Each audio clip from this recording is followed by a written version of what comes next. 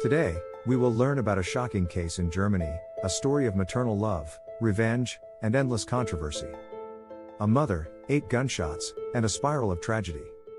It all started right at the trial of the man who murdered her daughter. In the silence, 8 gunshots rang out, carrying with them the ultimate pain and the anger that had been pent up for so long. Those 8 unjust gunshots were not only the verdict for the perpetrator, but also the desperate scream of a mother who lost her child. But it was also those gunshots that pushed her into a complicated legal spiral. Public opinion is divided. Some people think that she was just doing what any mother would do, demanding justice for her child. Murder for life, the perpetrator must pay the price. But there are also people who condemn her actions as disregarding the law, turning herself into a judge and executioner. The whole of Germany is in an uproar. The case even shocked the world. Who is that mother, the woman who defied everything to carry out justice in her own way? What pushed her to this path? Although the case happened more than 4 decades ago, in 1980, it is still one of the most controversial stories in Germany to this day. 1980. Let's go back in time to a small but ancient city in the north of Germany, Lübeck, about 60 kilometers from Hamburg. A place steeped in history with medieval architecture preserved almost intact. This city is like a vivid picture, where the past and the present intertwine, attracting tourists from all over the world, especially the Nordic countries. There was a woman named Marian Bachmeier. Born in June 1950 in a town in the state of Schleswig-Holstein, Marian grew up in a family with a haunted past. Her parents were survivors of World War II. In particular, her father had served in the Waffen-SS, the armed forces of the Nazi Party. The Waffen-SS started out as Hitler's bodyguards but later became a notorious war machine, spreading terror across Europe. What he witnessed and experienced during the war left deep psychological scars, turning him into an alcoholic, violent, often drunk and abusive to his family. Marian grew up in a stressful environment. She was a strong and passionate girl, but that was in complete contrast to her parents' conservative views. The conflict between them became more and more intense, until one day, her father left, leaving his wife and children to fend for themselves. She thought that the life of the mother and daughter would be more peaceful, but that happiness did not last long. Her mother remarried, and the new stepfather was even worse than her biological father. Cold and domineering, he not only ignored Marian but also frequently abused her family. From a home that had once been hell, she stepped into another nightmare. But the most painful thing was that her mother did not stand by her daughter. Not only did she remain silent, but she also blamed Marian, thinking that her rebellion was the cause of all the discord in the family. A girl who was not loved by her father, nor protected by her mother. And the tragedy did not stop there. Marian grew up in an environment filled with violence and misfortune, and that left deep scars on her soul. Like many children deprived of love, she gradually became a rebellious teenager, carrying within her incurable wounds. In 1966, at the age of 16, Marian experienced her first love, but the price was too high. She became pregnant while still in school. Unable to raise a child, she was forced to give her daughter up for adoption immediately after giving birth. This decision haunted her for many years after. 2 years later, at the age of 18, she became pregnant again. This time, she hoped to raise the child with her boyfriend, but fate did not let her go. One night at a nightclub, tragedy struck her life. She was attacked, and when her boyfriend found out, he left her, leaving her alone in extreme pain. Marian understood that in her current circumstances, she could not raise a child. Once again, she was forced to give up her newborn daughter. Although her heart was broken, life went on. After graduating from high school, the beautiful Marian found a job as a waitress at the Tea Passat bar in Lübeck. It was here that she had an affair with the manager. In 1972, at the age of 22, Marian became pregnant for the 3rd time. This time, she was determined to change. Over the years, she had been tormented by her failure to keep her first 2 children. She did not want to repeat that mistake again. On November 14, 1972, her 3rd daughter was born. She named her Anna Bachmeier. Marian loved her daughter more than anything in the world. To prove her love, she made a bold decision to undergo sterilization surgery. She declared that besides Anna, she would never have another child. Life as a single mother is not easy. Marian does everything to give Anna the best life possible. She is devoted, attentive, and loves her child with all she has. But as time goes by, the difficulties of being a single mother begin to show.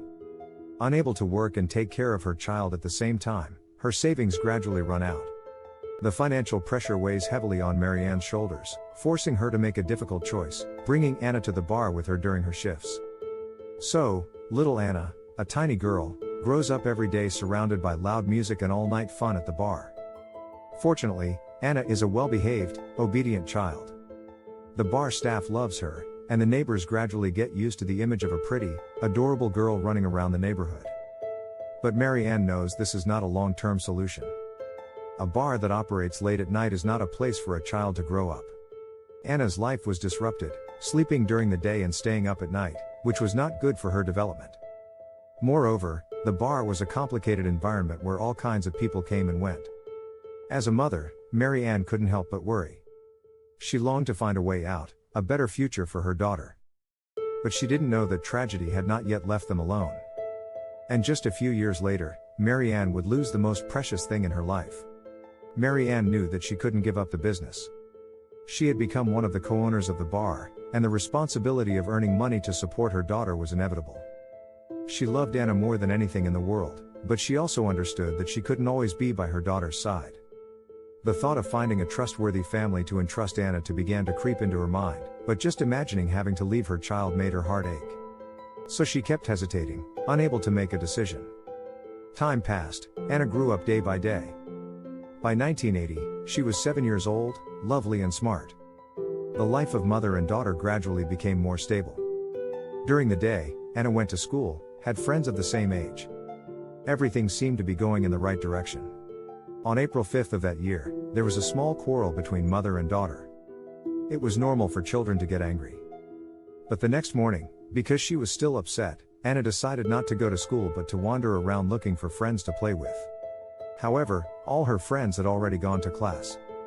Not knowing what to do, Anna just wandered around the familiar streets. Marian, as usual, woke up and thought that her daughter had gone to school. It was not until school was over and Anna still hadn't returned that she began to worry. She ran everywhere looking for her, asking each neighbor, but no one had seen Anna. Feeling bad, Marian rushed to her daughter's school and was stunned when she heard the teacher say that Anna was absent from class today. Fear gripped her. Without further ado, she rushed to the police station to report the case. Immediately, the police mobilized forces to search everywhere. But Anna was still nowhere to be found. While all the clues were at a standstill, a woman suddenly appeared at the police station. Her face was pale, her hands were shaking, her voice choked as if she was trying to swallow down the horror. I have to confess, she blurted out. My fiancé did something big. He killed Anna. The room fell silent for a moment. Marian was stunned. The woman continued, her voice broken. She was not home that day. Her fiancé, a man who lived in the same neighborhood, happened to meet Anna downstairs. Since they were neighbors, he invited her up to play with his cat. Anna was young and innocent, and there was no reason to suspect anything. She happily entered the apartment, but that was the last time anyone saw her alive.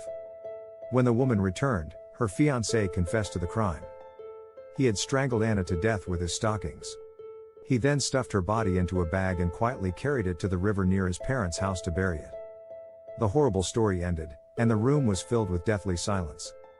Marian could not breathe. She collapsed, her head spinning, her heart shattering into 1,000 pieces. Anna, her little girl, was no more. The police immediately went with the woman to the house of her fiancé. But when they arrived, the apartment was empty.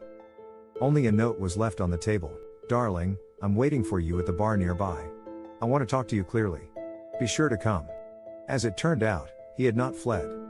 The police immediately went to the bar mentioned in the letter. They quickly arrested the suspect without giving him a chance to resist. At the same time, the search team also discovered the body of little Anna on the riverbank nearby. The small body was tied tightly with rope, stuffed in an old box. The horrifying scene made everyone who witnessed it shudder. All the woman's statements were true. Through investigation, the identity of the murderer was determined to be Claus 35 years old, an eccentric man who lived next door to Marian. He worked as a butcher, had a strange personality, and rarely communicated with people. But more frighteningly, he was a dangerous sex offender with a long criminal record. In 1973, when he was 28 years old, he attacked a 6-year-old girl. Fortunately, the girl screamed in time, attracting the attention of the neighbors. Claus panicked and ran away, helping the victim escape by a hair's breadth. That time, he was charged with attempted murder, but was only given a suspended sentence and did not have to go to prison. He should have learned his lesson, but he did not. Just 2 years later, he reoffended. This time, he was caught red-handed while abusing 2 girls. Everyone thought he would have to serve a long prison term. But he claimed that he was mentally ill and committed the crime in a state of loss of control. The court did not treat him as a dangerous criminal, but instead sent him to a psychiatric hospital for treatment. After a while, doctors found that his condition seemed to stabilize. But he was still a potential threat. Releasing him was too dangerous, and indefinite detention was not a long-term solution. After much deliberation, the authorities decided to apply a new method: chemical castration. This method uses the female hormone estrogen to reduce testosterone levels, thereby reducing sexual desire and behavior. At that time, in Germany, chemical castration was considered an effective method for sex offenders like Claus. He was given 2 options. 1. Accept chemical castration and be released. 2. Refuse treatment and continue to be detained in a psychiatric hospital. Without hesitation, he agreed immediately. After undergoing treatment, he was released. During the first 2 years, he actually became quieter, no longer acting suspiciously. But the nature of a predator does not change easily. He began to feel lonely, empty. Then he heard that chemical castration could be reversed. With that in mind, he immediately went to court, claiming that he had reformed, even had a girlfriend and was about to get married. He claimed that the chemical castration had caused many serious side effects on his body and asked for hormone treatment to restore his normal state. No one checked his records carefully. The court approved the request. In March 1980, he went to a urologist. To avoid suspicion, he hid the fact that he had been a sex offender, instead making up a story that he had been castrated due to chemical exposure and was now reformed. The doctor, believing the story, decided to help him. And then, things started to go downhill. By April 25, Klaus's hormone levels had returned to normal, as they had before he was castrated. This meant that a dangerous predator had returned. Just 10 days later, the nightmare began. On May 5, Anna was wandering the streets alone, unable to find any friends to play with. Claus saw her and immediately set a trap. He lured Anna home, held her captive, and tortured her for hours. Finally, he brutally murdered the innocent child. For Marian, losing her daughter was a huge shock, an indescribable pain. She could not accept this terrible truth, not even daring to look at her daughter's face for the last time. Guilt gnawed at her mind. Anna was her last child, she had sworn to protect her at all costs. However, the tragedy still happened. Marian blamed herself. She regretted arguing with her daughter that day, regretted spending too much time working at the bar, regretted not taking her daughter to school herself. But all of that now had no meaning. Regret could not bring Anna back. After many days locked in her room, Marian understood one thing: the only thing she could do for her daughter now was to make the murderer suffer the appropriate punishment. 10 months later, the trial of Klaus Grabowski finally took place. When questioned by the police, Klaus said, "I had no intention of harming Anna. But she asked me for money, saying that if I didn't give her money, she would go home and report me for molesting her. I had a criminal record, I didn't want to go back to prison. During the struggle, I accidentally strangled her." His testimony silenced the courtroom for a moment, but no one believed the story. A man like Klaus, an experienced sex offender, was being blackmailed by a 7-year-old child? That was absurd. In March 1981, the official trial took place at the local court. Klaus did not deny that Anna died at his hands. He even calmly recounted the whole process, as if he were telling a normal story. He was used to this. Everyone remembered his 2 previous cases. Despite all the evidence, Klaus always found a way to circumvent the law, using his mental state to escape a harsh sentence.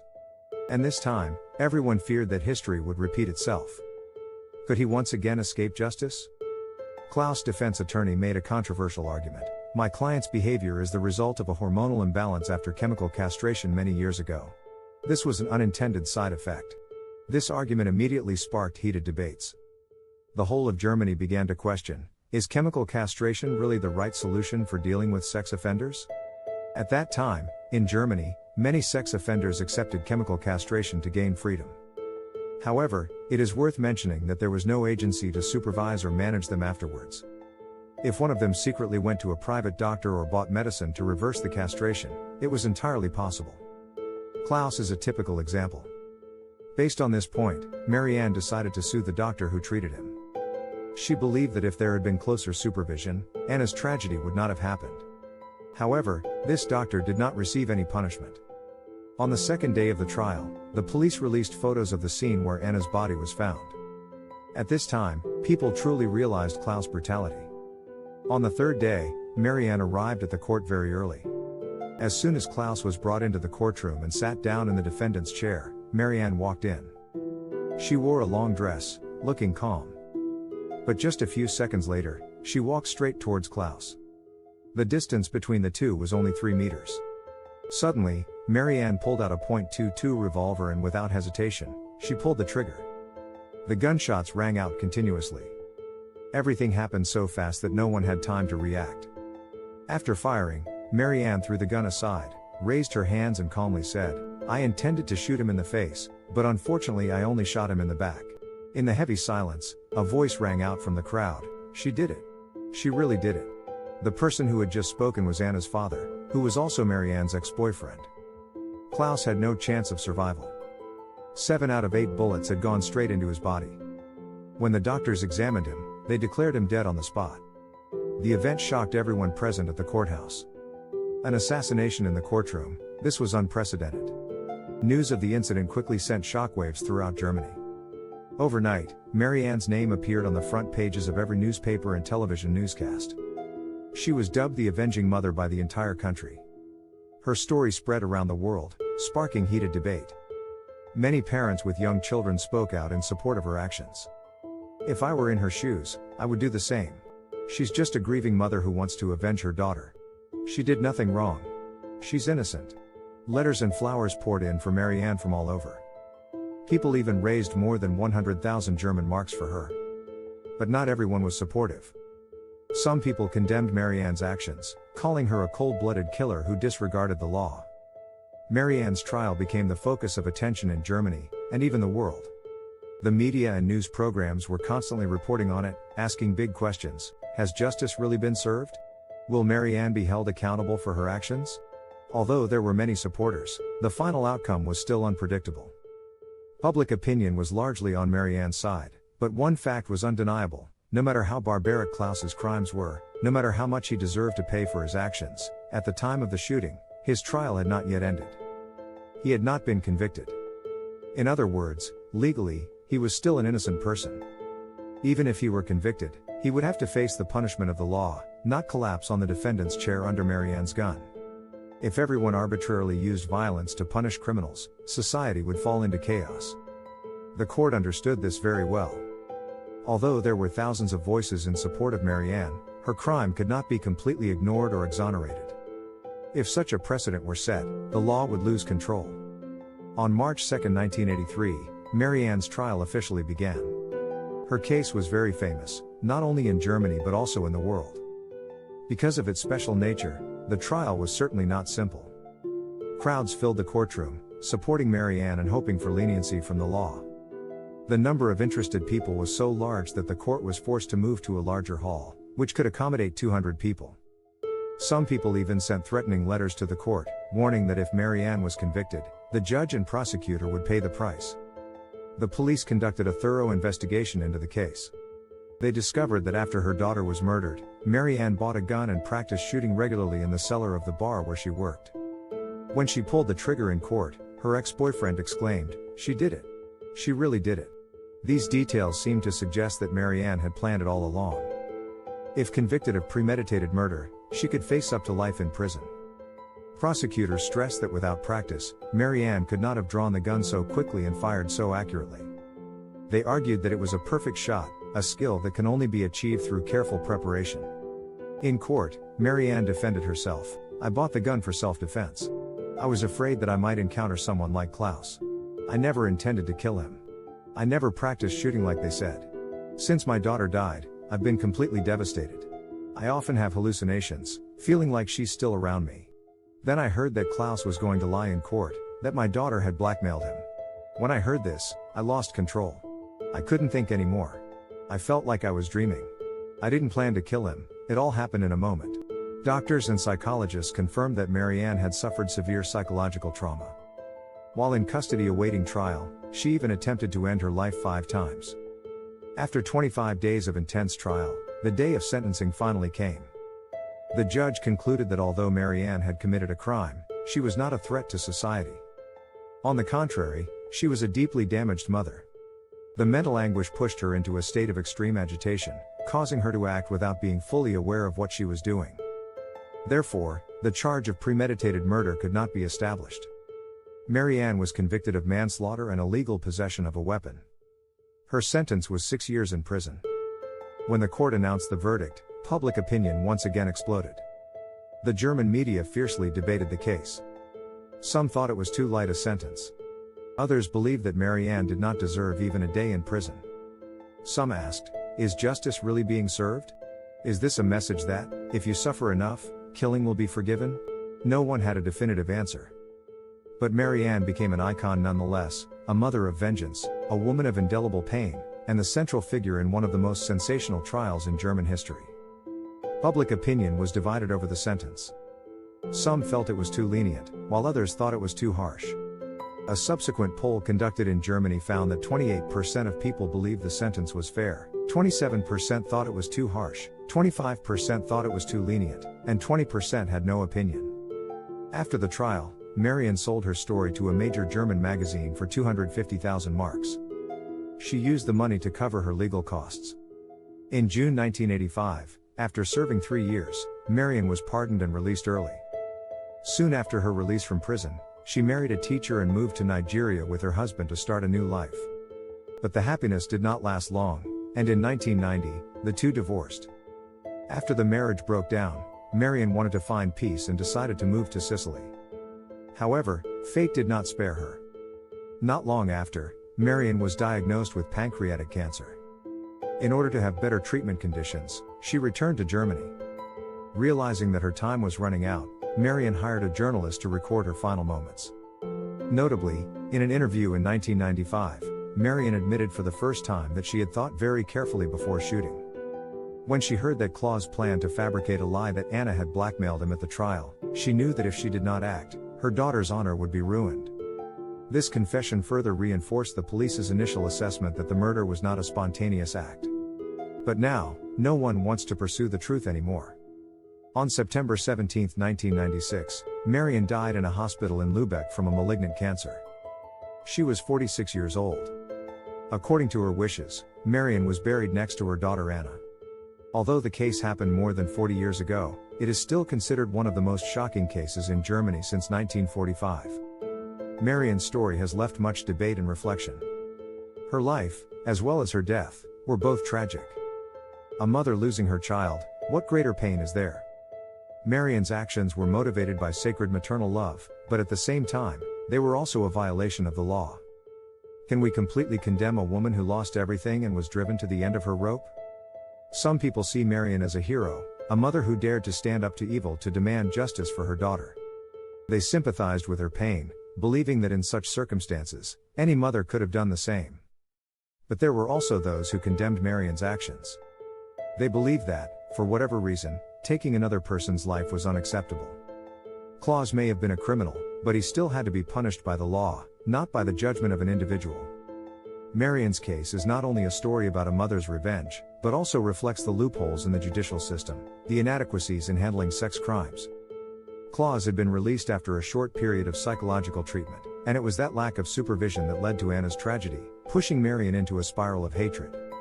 This story leaves us with many lessons. First of all, it is the need for a strict legal system that is strong enough to deter and protect justice. At the same time, it underscores the importance of supporting and helping victims of crime, helping them get their lives back on track rather than being left to suffer. And finally, it is a lesson in restraint, in having faith in the law, even in the most tragic of circumstances. Because violence is never the answer. It only sows more pain and hatred.